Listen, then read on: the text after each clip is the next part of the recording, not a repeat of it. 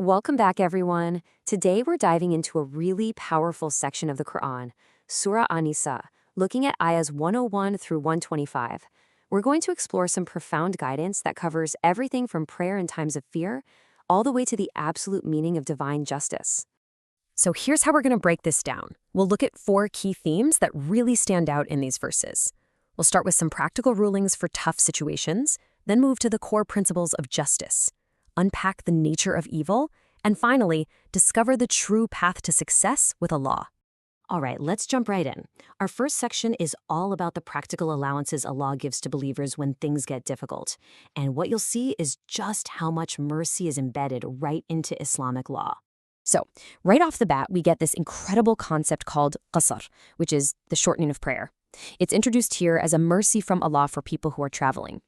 Now, you'll notice the verse specifically mentions fear, but it's important to know that the Prophet, peace be upon him, later clarified that this is a gift from Allah that applies to travel in general, whether you're in a state of peace or danger. And what's amazing is just how practical this is. So for normal travel, prayers that are 4 units long get shortened to 2. But in a state of war, the rules get even more flexible. And this is where it gets interesting. As Madudi's commentary points out, scholars throughout history have discussed the fine details, like what counts as travel. Their views on the minimum distance range from a 1-day to a 3-day journey, which just goes to show how these principles were applied to real-world situations. But it doesn't stop there. The Quran then gives us these, incredibly detailed instructions for a very specific type of prayer, praying in congregation during a state of fear. This is known as Salat al-Khawf. This isn't just a simple shortening. It's a whole prescribed method to make sure this pillar of Islam is upheld even on a battlefield. And check out how this works. It's actually brilliant. This procedure was practiced by the Prophet himself. One group starts the prayer with the imam while the other stands guard. Then they switch places. The result is this perfect balance, making sure the obligation of praying together is met without ever compromising the security of the community. So what's the big picture here? What's the takeaway? It's that these rulings are a huge sign of Allah's mercy. They show us that our faith is practical. It takes our human reality into account. The goal is always to make worship possible, not to turn it into an impossible burden. Okay, so we've seen mercy in times of hardship, but now the surah makes this incredible pivot to another, just as important, principle: absolute, uncompromising justice. Let's see how this unfolds. This verse really sets the scene. And according to commentators like Maududi, there's a whole backstory to it. It was revealed because of a very specific, high-stakes incident in Medina that became a powerful lesson for everyone. So get this. Here's the story. It's like a real-life court drama. A Muslim man steals something, then frames an innocent Jewish man to cover his tracks. Then his whole tribe closes ranks. They use their collective identity as Muslims to pressure the Prophet, peace be upon him, to rule in their guy's favor. Can you imagine the social pressure? But this is when Allah intervenes directly with revelation, establishing a principle of justice that is higher than any group loyalty. And the warning that comes with this is just, wow, it's so clear. Defending someone you know is dishonest, even if they're your family or from your tribe, is a betrayal of the trust Allah has placed in us.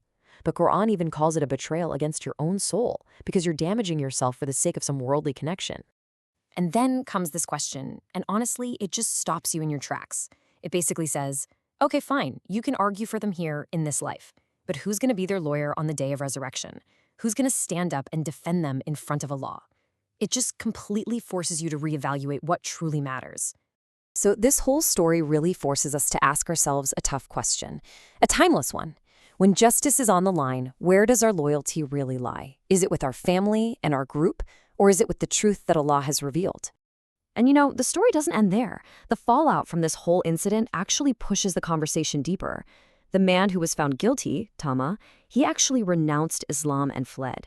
And this is what prompts a discussion on the ultimate spiritual sickness, following shaitan.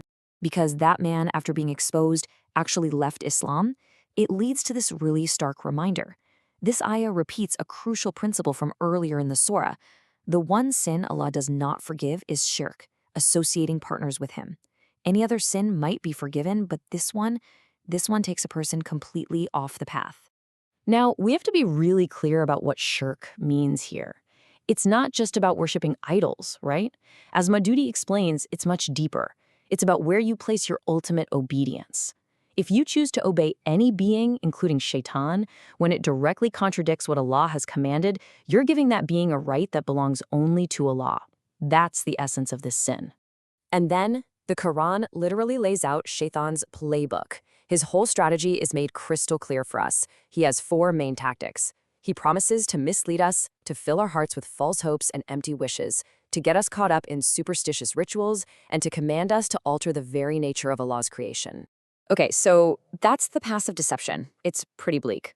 So what's the alternative? Where do we go from here? Well, the final verses in this section give us a beautiful, clear, and definitive answer. And this is where it all comes together. The Quran lays out this perfect contrast between false hopes and real success. It says salvation isn't based on wishful thinking, and it's not based on what group you belong to, whether you call yourself a Muslim or one of the people of the book. No, true success is based on a universal formula, genuine faith, iman, combined with righteous actions.